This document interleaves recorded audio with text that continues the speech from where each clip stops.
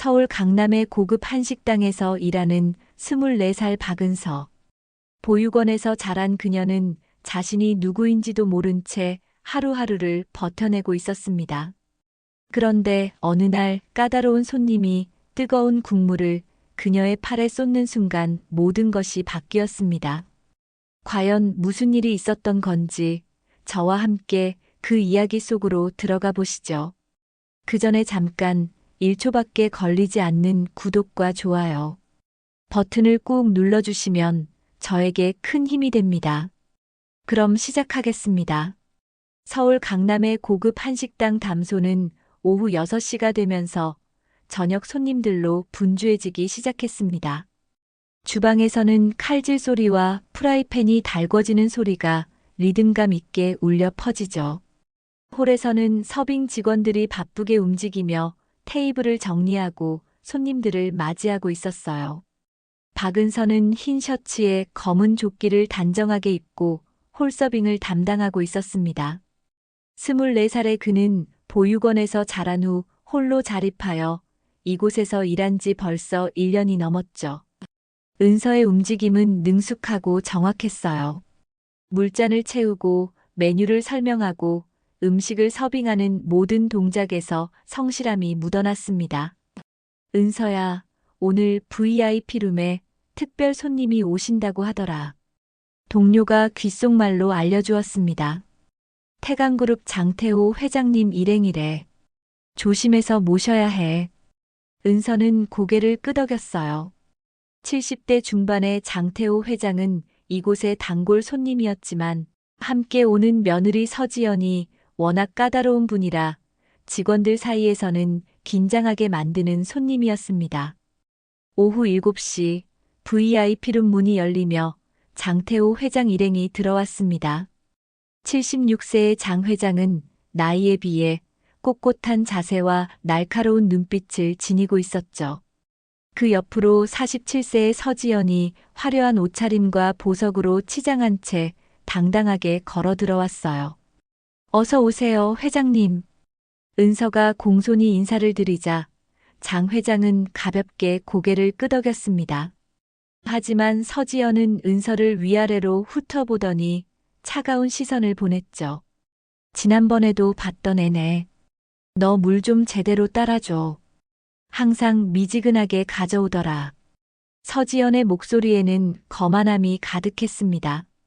은서는 아무 말 없이 고개를 숙였어요. 지난번에도 서지연은 별다른 이유 없이 트집을 잡았었거든요. 하지만 은서는 참았습니다. 이런 일에 익숙해져 있었으니까요. 식사가 시작되고 은서는 정성껏 요리를 나르며 최선을 다해 서비스했습니다. 장 회장은 조용히 식사를 하며 가끔 은서를 바라보았어요. 뭔가 신경 쓰이는 듯한 표정이었지만 은서는 그 시선의 의미를 알 수 없었습니다. 그런데 갑자기 서지연이 국을 한 숟가락 떠먹더니 얼굴을 찌푸렸어요. 이게 뭐야? 국이 차갑잖아. 당신들은 도대체 일을 어떻게 하는 거야? 서지연의 목소리가 VIP룸을 가득 채웠습니다. 사실 그 국은 방금 주방에서 나온 따끈따끈한 것이었어요. 은서는 침착하게 대답했습니다. 죄송합니다. 즉시 새 것으로 가져다 드리겠습니다. 바로 그 순간이었습니다.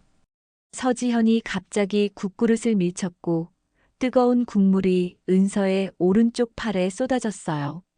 은서는 뜨거움에 얼굴을 찌푸렸지만 소리를 내지 않았습니다. 대신 재빨리 소매를 걷어올리며 화상을 확인했죠. 도대체 무슨 서비스가 이따위야? 우리가 누군지 모르겠어?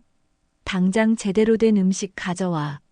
서지현이 화를 내며 소리를 질렀을 때 은서의 오른쪽 팔뚝에 작은 점, 3개가 삼각형 모양으로 배열되어 있는 것이 드러났습니다.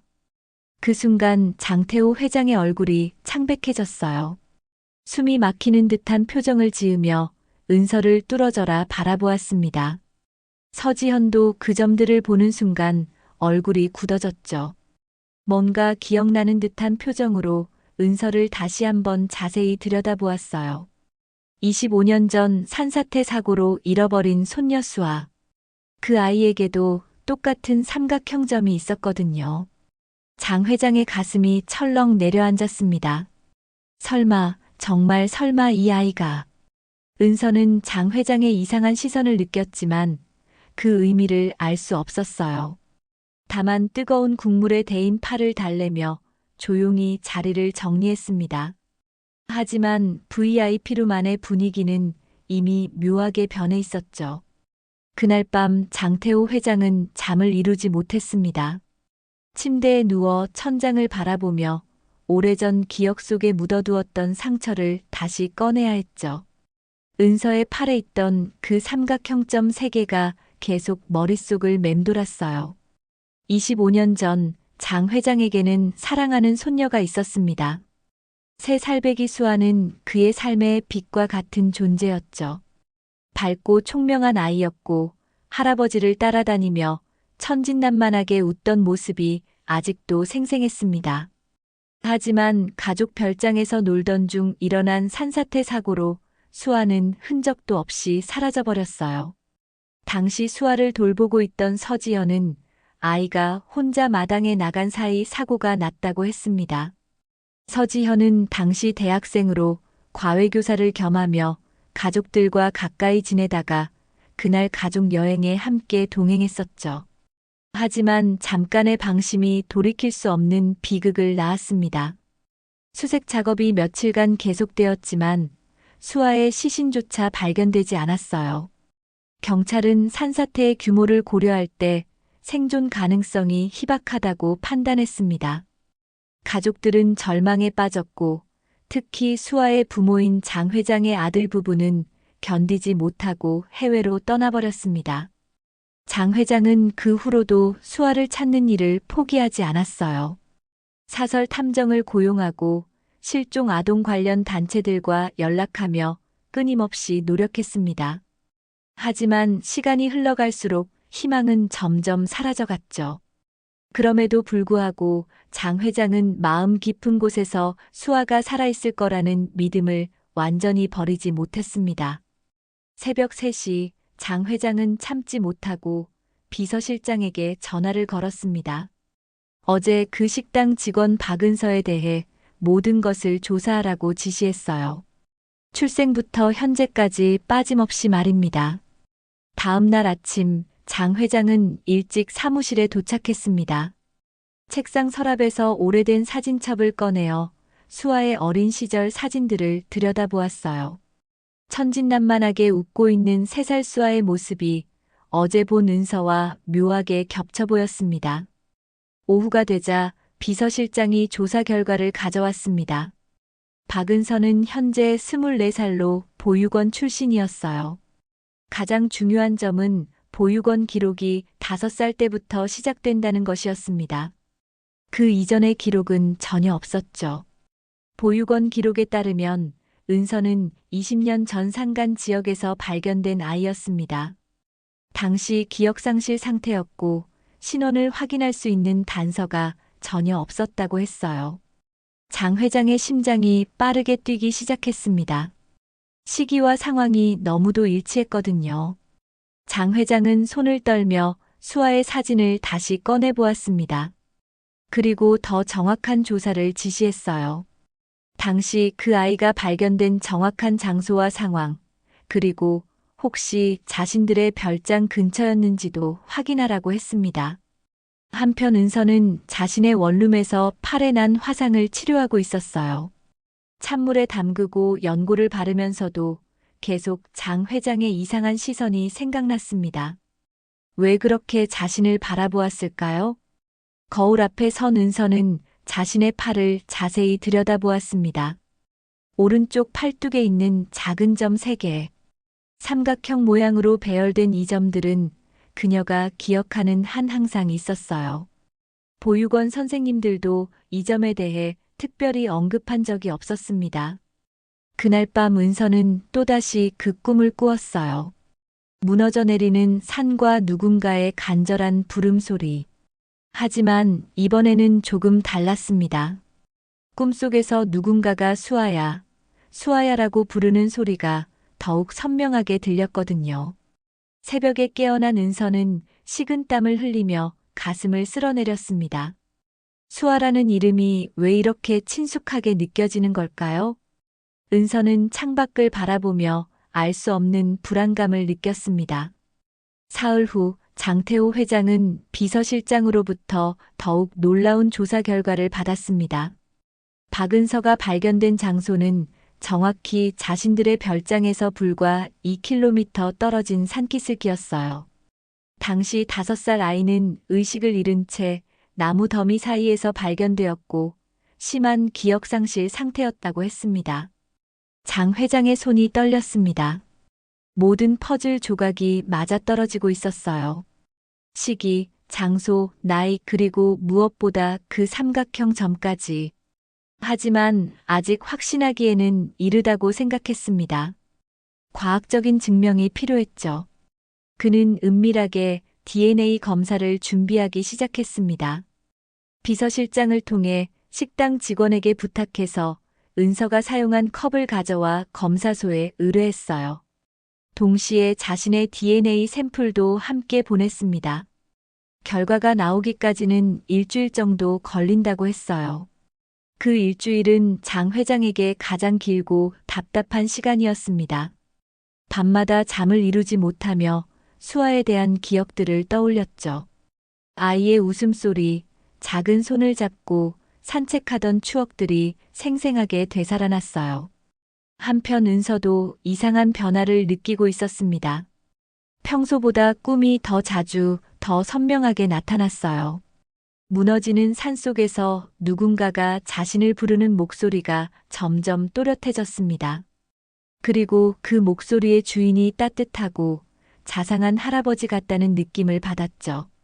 식당에서 일하는 동안에도 은서는 자주 멍하니 허공을 바라보곤 했습니다. 동료들은 그녀가 요즘 왜 그런지 궁금해했지만 은서 자신도 이유를 알 수 없었어요. 다만 마음 한구석에서 무언가 큰 변화가 다가오고 있다는 예감이 들었습니다. 그러던 중 서지연이 다시 식당을 찾아왔습니다. 이번에는 혼자였어요. 그녀는 평소보다 더욱 날카로운 표정을 지으며 은서를 바라보았습니다. 며칠 전 장 회장이 은서를 보던 그 이상한 눈빛이 계속 신경 쓰였거든요. 저번에 실수한 직원 맞죠? 서지연이 차가운 목소리로 말했습니다. 오늘은 제대로 해봐요. 은서는 정중하게 인사하며 주문을 받았어요. 하지만 서지연의 시선이 계속 자신을 따라다니는 것을 느꼈습니다.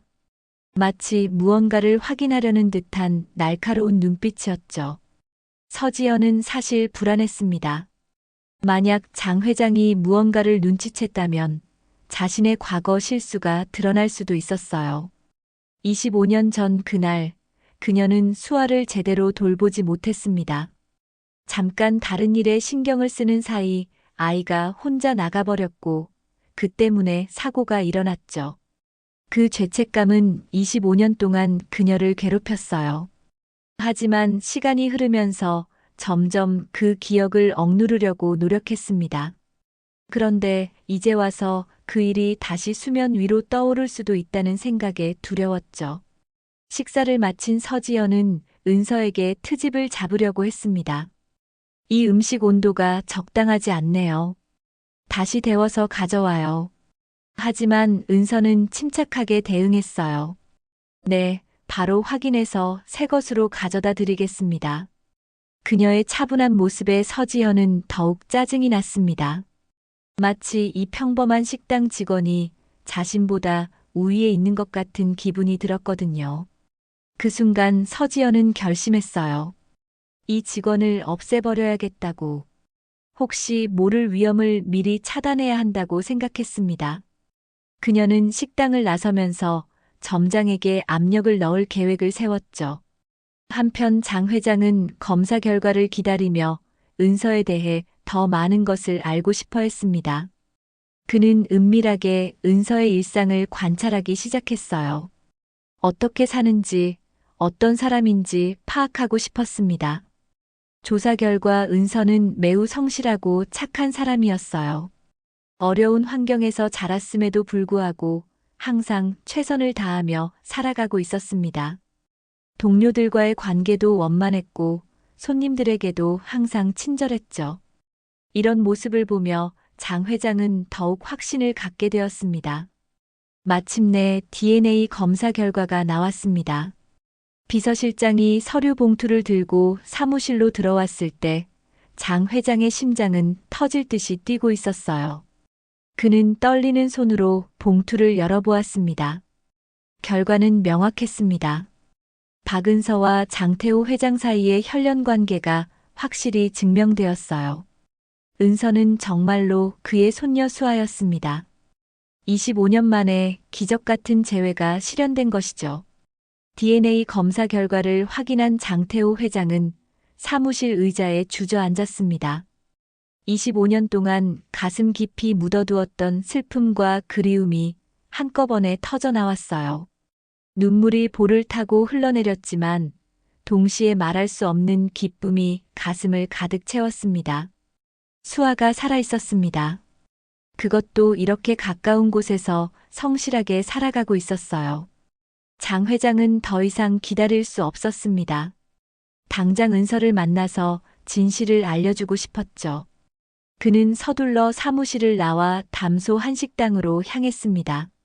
하지만 식당에 도착해서 은서를 찾자 직원들이 당황스러운 표정을 지었어요. 점장이 조심스럽게 다가와 말했습니다. 은서가 오늘 오후에 해고되었다고요. 장 회장은 충격을 받았습니다. 왜 갑자기 해고되었는지 이유를 물어보았죠. 점장은 난처한 표정으로 대답했습니다. 서지현 여사님께서 직접 전화를 주셔서 박은서 직원을 당장 해고하라고 하셨습니다. 구체적인 이유는 말씀하지 않으셨지만 워낙 강하게 요구하셔서 어쩔 수 없었어요. 장 회장의 얼굴이 굳어졌습니다. 서지현이 무언가를 눈치챈 것이 분명했어요. 25년 전 그날의 진실을 알고 있는 사람은 서지현뿐이었습니다. 혹시 그녀가 은서의 팔에 있던 삼각형점을 보고 뭔가 기억해낸 걸까요? 은서 씨가 어디로 갔는지 아십니까? 장 회장이 급하게 물었습니다. 아마 집으로 가셨을 것 같은데요. 주소는 저희가 드릴 수 없지만 장 회장은 비서실장에게 즉시 연락을 취했습니다. 은서의 주소를 파악해서 그녀를 찾아가야 했어요. 시간이 지체될수록 서지연이 더 위험한 일을 벌일 수도 있었거든요. 1시간 후 장 회장은 은서의 원룸 근처에서 그녀를 기다리고 있었습니다. 해가 저물어가는 시간, 은서가 근처 편의점에서 나오는 모습이 보였어요. 그녀는 풀이 죽은 표정으로 천천히 걸어오고 있었습니다. 장 회장은 차에서 내려 은서에게 다가갔습니다. 은서는 갑작스런 회장의 등장에 놀랐지만 그의 간절한 눈빛을 보고 경계심을 풀었어요. 은서 씨, 해고되셨다고 들었습니다. 정말 죄송해요. 은서는 의외의 말에 당황했습니다. 아, 괜찮습니다. 회장님께서 왜 사과를? 사실 제가 드릴 말씀이 있어서 왔습니다. 매우 중요한 이야기인데 조용한 곳에서 나눌 수 있을까요? 은서는 망설였지만 장 회장의 진심이 느껴져 고개를 끄덕였어요. 두 사람은 근처 조용한 카페로 향했습니다. 카페 구석진 자리에 앉은 장 회장은 조심스럽게 이야기를 시작했습니다. 은서 씨, 혹시 어릴 때 기억나는 게 있나요? 은서는 고개를 저었어요. 5살 이전의 기억은 전혀 없어요. 다만 자주 꾸는 꿈이 있습니다. 무너지는 산과 누군가 저를 부르는 소리요. 장 회장의 눈에 눈물이 고였습니다. 그 꿈에서 누가 뭐라고 부르던가요? 수아야, 수아야. 라고 부르는 것 같아요. 따뜻한 할아버지 목소리로요. 그 말을 듣는 순간 장 회장은 더 이상 참을 수 없었습니다. 그는 지갑에서 낡은 사진 한 장을 꺼내어 은서에게 보여주었어요. 3살배기 여자아이가 환하게 웃고 있는 사진이었고 그 아이의 팔에는 은서와 똑같은 삼각형점 3개가 있었습니다. 은서는 사진을 보는 순간 온몸이 떨렸습니다. 묘하게 친숙한 느낌이 들었고 무엇보다 그 점들이 자신과 완전히 일치했어요. 당신의 진짜 이름은 수아예요. 내 소중한 손녀입니다. 장 회장이 떨리는 목소리로 말했습니다. 은서는 머릿속이 하얘졌습니다. 이 모든 것이 너무나 비현실적으로 느껴졌지만 동시에 오랫동안 가슴 깊이 묻어두었던 공허함이 해소되는 느낌이었어요. 장 회장은 25년 전 산사태 사고와 DNA 검사 결과까지 차근차근 설명해 주었습니다. 두 사람의 눈에서 동시에 눈물이 흘러내렸습니다. 25년 만에 기적 같은 재회였죠. 장 회장은 미안하다며 그녀의 손을 꼭 잡았고 은서는 평생 궁금해했던 자신의 정체성에 대한 답을 드디어 찾았습니다. 하지만 그들의 감동적인 순간은 오래 지속되지 못했어요. 장 회장은 서지연이 은서를 해고시킨 이유를 생각하며 불안해졌습니다. 그녀가 더 위험한 계획을 세우고 있을지도 모른다는 생각이 들었거든요. 그날 밤 서지연은 자신의 침실에서 초조하게 방 안을 걸어다니고 있었습니다. 식당에서 본 박은서의 삼각형점 3개가 계속 머릿속을 맴돌았어요. 25년 전 그날 수아에게도 똑같은 점이 있었거든요.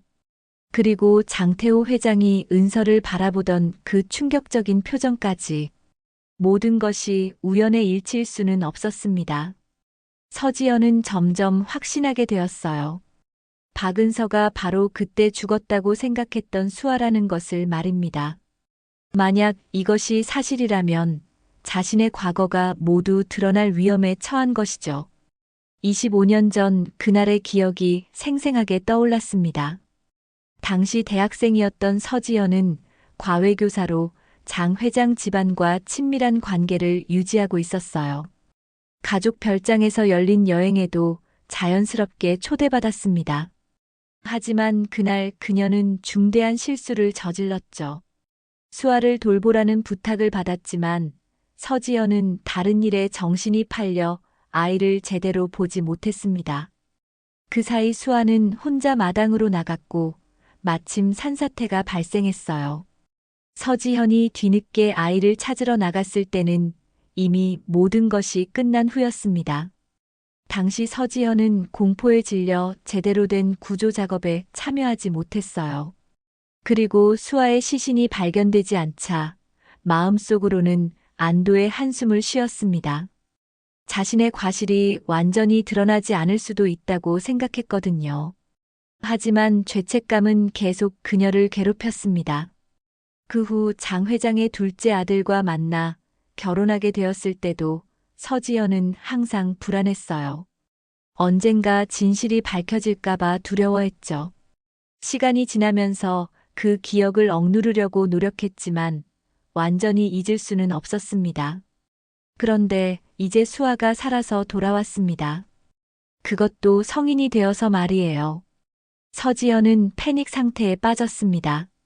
만약 수아가 기억을 되찾는다면, 장 회장이 진실을 알게 된다면, 자신이 지금까지 쌓아온 모든 것이 무너질 것이었어요. 서지연은 핸드폰을 집어들고 오래된 연락처를 찾았습니다. 대학 시절 친구 중에 아직도 연락을 주고받는 사람이 있었어요. 위험한 일을 해결해 줄 수 있는 사람 말입니다. 다음 날 아침 서지연은 남편 이준호에게 자연스럽게 물어보았습니다. 여보, 아버님 요즘 어떠세요? 며칠 전부터 표정이 이상하시더라고요. 이준호는 신문을 보며 대답했어요. 나도 잘 모르겠어. 뭔가 중요한 일이 있는 것 같긴 한데 말씀을 안 하시네. 혹시 회사 일 때문일까요? 아닐걸. 회사 일이라면 나한테 얘기하셨을 거야. 서지연은 더 이상 묻지 않았습니다. 하지만 마음속으로는 이미 결심을 굳혔어요. 박은서, 아니 수아를 제거해야 한다고. 자신의 안전한 삶을 지키기 위해서는 어떤 일이든 해야 했습니다. 한편 장태호 회장은 은서를 자신의 별장으로 데려갔습니다. 시내의 집보다는 조용하고 안전한 곳에서 천천히 이야기를 나누고 싶었거든요. 별장은 한강이 내려다 보이는 언덕에 자리 잡고 있었어요. 여기서 며칠 지내면서 마음을 정리해 보렴. 갑작스런 변화에 당황스럽겠지만 천천히 받아들이면 돼. 장 회장이 따뜻하게 말했습니다. 은서는 넓고 고급스러운 별장을 둘러보며 아직도 믿기지 않는다는 표정이었어요. 몇 시간 전까지만 해도 해고된 식당 직원이었는데 이제는 재벌가의 손녀가 되었다니. 할아버지, 제가 정말 적응할 수 있을까요? 이런 세계는 너무 낯설어요. 장 회장은 은서의 어깨를 토닥였습니다. 걱정하지 마라.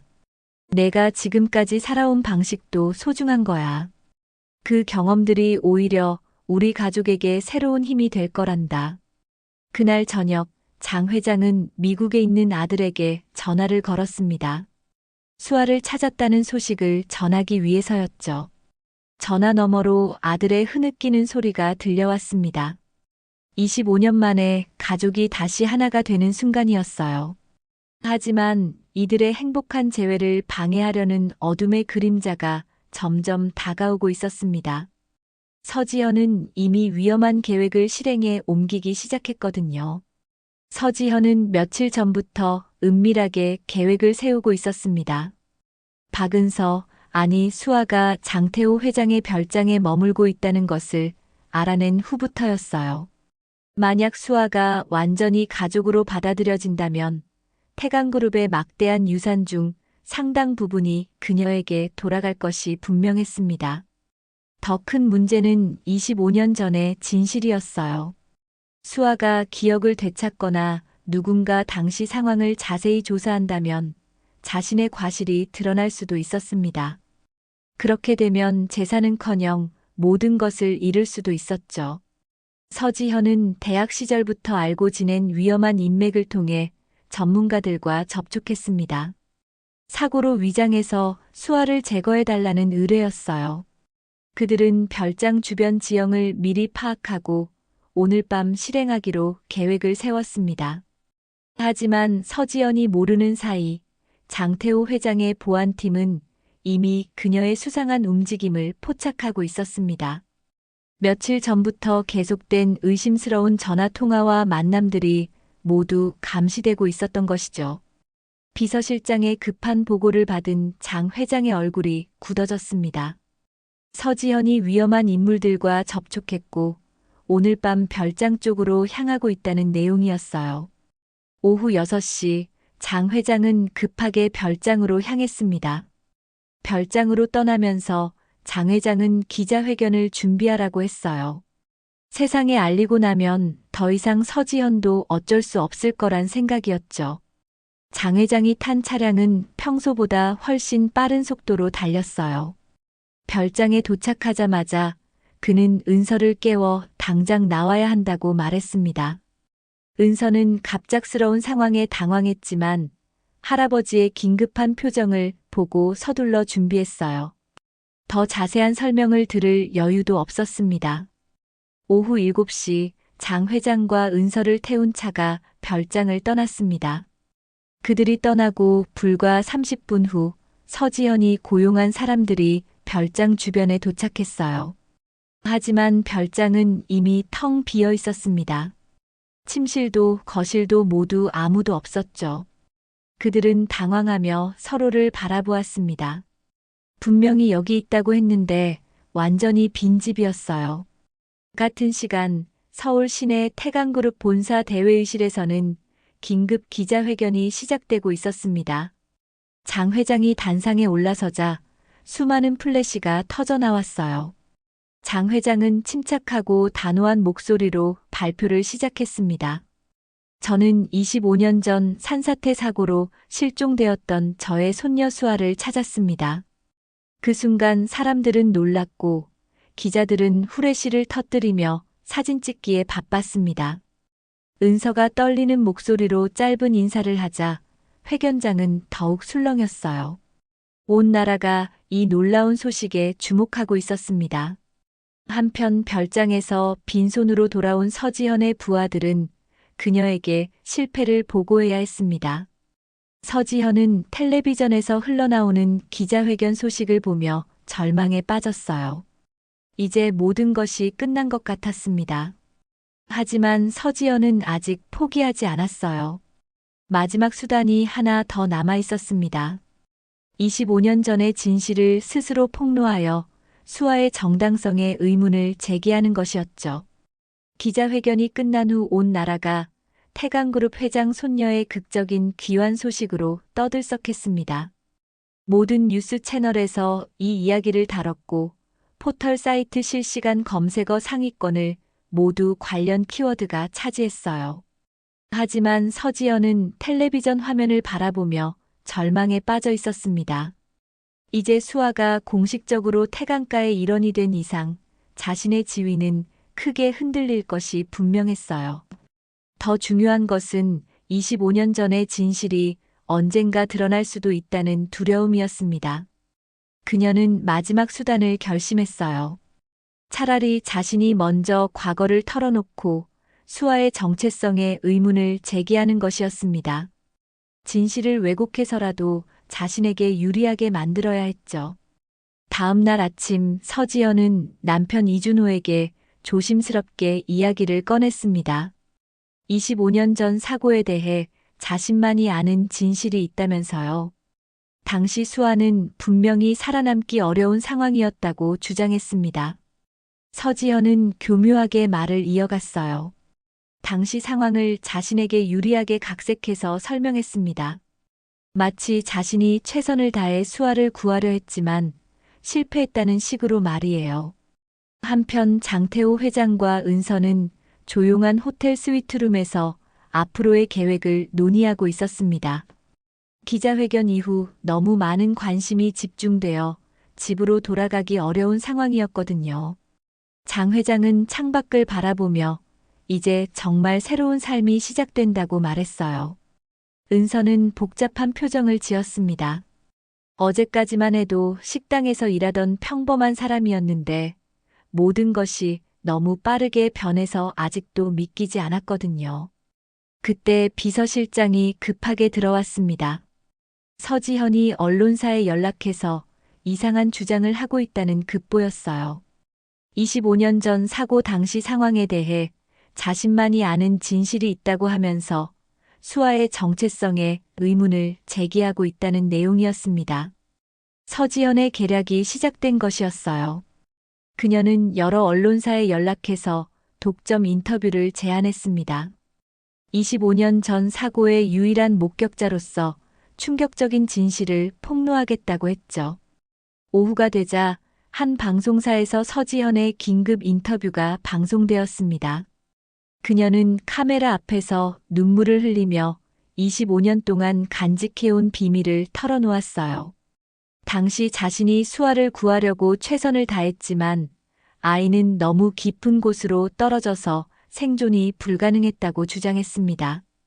서지현은 교묘하게 거짓말을 섞어가며 이야기했어요.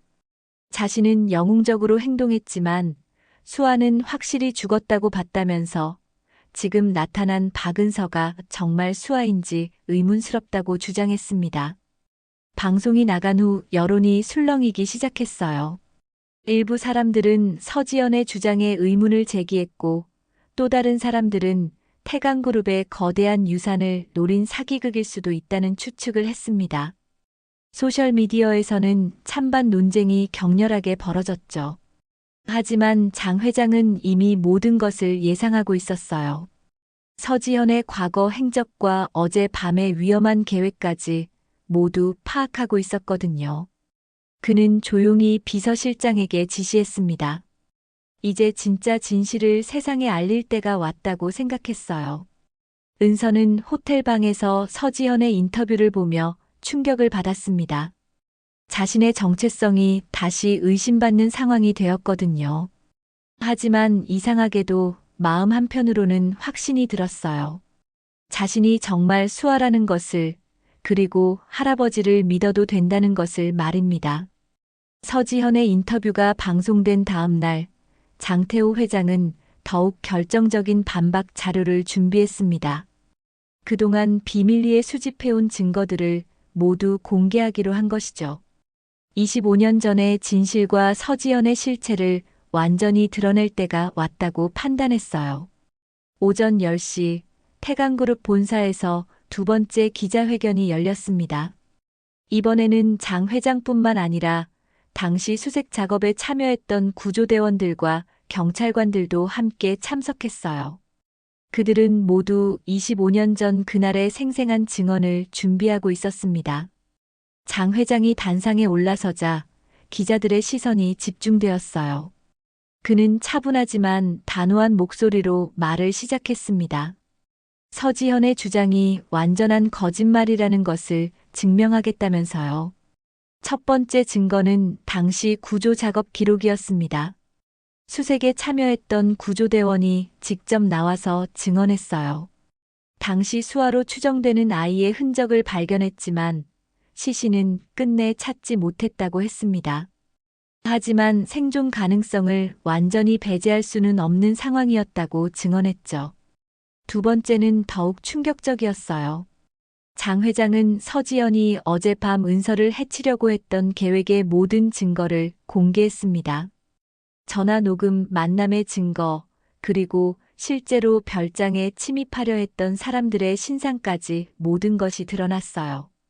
기자들은 놀라움을 감추지 못했습니다. 서지현이 단순히 과거를 증언한 것이 아니라 실제로 은서를 제거하려 했다는 사실이 밝혀진 것이죠. 세 번째 증거는 가장 결정적이었어요. 장 회장은 25년 전 서지연이 당시 상황에서 보인 실제 행동들을 공개했습니다. 그녀가 수아를 제대로 돌보지 않았던 정황들, 그리고 사고 후 보인 수상한 행동들까지 모든 것이 체계적으로 정리되어 있었어요. 마지막으로 은서가 단상에 올라섰습니다. 그녀는 떨리는 목소리였지만 당당하게 말했어요. 자신이 어릴 때부터 꿔온 꿈들, 그리고 할아버지를 만난 후 되살아난 기억들에 대해 이야기했습니다. 저는 오랫동안 제가 누구인지 몰랐습니다. 하지만 할아버지를 만나고 나서야 모든 퍼즐이 맞춰졌어요. 저는 분명히 이수아입니다. 은서의 목소리에는 확신이 담겨 있었어요. 기자회견이 끝나자 여론이 완전히 뒤바뀌었습니다. 서지연에 대한 비난이 쏟아졌고 그녀의 어제 인터뷰는 완전한 거짓말로 판명되었어요. 더 나아가 그녀가 은서를 해치려 했다는 사실까지 드러나면서 형사 고발까지 당하게 되었습니다. 그날 저녁 서지연은 경찰에 체포되었어요. 살인미수와 사기 혐의였습니다. 25년 동안 숨겨왔던 진실이 마침내 완전히 드러난 것이죠. 한 달 후 은서는 이제 완전히 이수아로서의 새로운 삶을 시작했습니다. 태강그룹에서 사회공헌 업무를 담당하게 되었고 자신이 경험했던 어려움을 바탕으로 소외된 아이들을 돕는 재단을 설립하고 싶다는 꿈을 품게 되었어요. 어느 가을 저녁 수아는 할아버지와 함께 한강변을 걸으며 말했어요. 할아버지, 저를 찾아주셔서 정말 감사해요. 그리고 이제는 제가 다른 사람들을 도와주고 싶어요. 장 회장은 손녀의 손을 꼭 잡으며 미소 지었습니다. 너를 되찾고 나니 할아버지도 다시 살아갈 이유를 찾았단다. 앞으로 우리 함께 좋은 일 많이 하자꾸나. 석양이 한강에 반사되어 아름다운 황금빛을 만들어내는 가운데 할아버지와 손녀는 잃어버린 시간을 되찾은 기쁨을 만끽하고 있었습니다. 이제 그들에게는 새로운 희망과 함께할 미래가 기다리고 있었어요. 오늘 이야기는 여기까지입니다. 우리의 삶은 언제나 계획대로 흘러가지는 않습니다. 때로는 상상도 못했던 진실이 우리 앞에 나타나기도 하죠. 박은서에게는 평범한 하루가 인생을 완전히 바꾸는 전환점이 되었어요. 자신의 정체성을 찾아가는 여정, 그리고 진실을 숨기려는 사람들과의 치열한 대결까지 결국 사랑과 진실이 모든 어둠을 이겨낸 따뜻한 이야기였습니다. 여러분의 생각은 어떤가요? 댓글로 알려주세요. 구독과 좋아요는 저에게 큰 힘이 됩니다. 다음에도 더욱 흥미진진한 이야기로 찾아뵙겠습니다. 영상 시청해주셔서 감사합니다.